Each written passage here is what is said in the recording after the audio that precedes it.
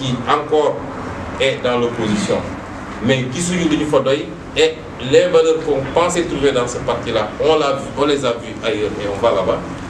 C'est à votre honneur. Et je suis heureux quand je vois ces valeurs ressurgir. Mais il ne faut pas que ce soit simplement dans l'acte que vous posez actuellement.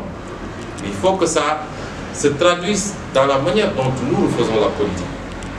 Parce que chacun d'entre vous a pu être dans un parti.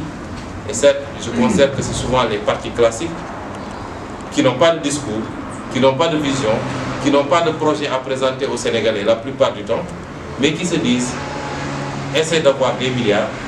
Une fois que tu es nommé ministre ou ceci ou cela, aménage-toi des milliards. Et ce n'est pas pour rien que nous, si aujourd'hui la CREI avait fonctionné correctement, Macky Sall aurait été le premier qui devait aller répondre à la CREI.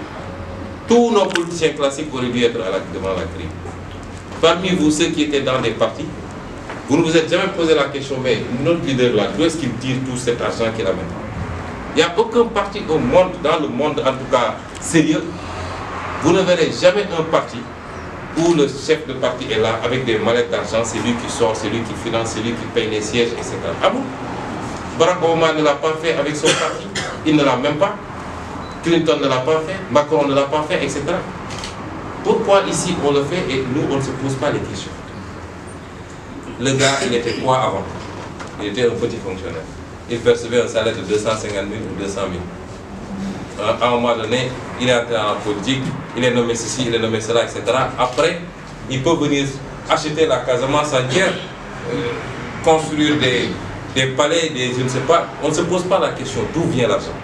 Et ça doit être le premier réflexe élémentaire pour nous tous si on veut changer la politique. On doit la changer à partir de la base même.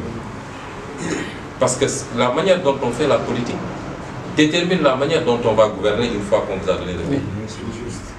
On ne réinvente pas la roue. Les habitudes, les bonnes, on les prend à la base. Et je crois que les actes que vous avez posés montrent la qualité qu'il y a en chacun d'entre vous. Et c'est ça que Pastef recherche.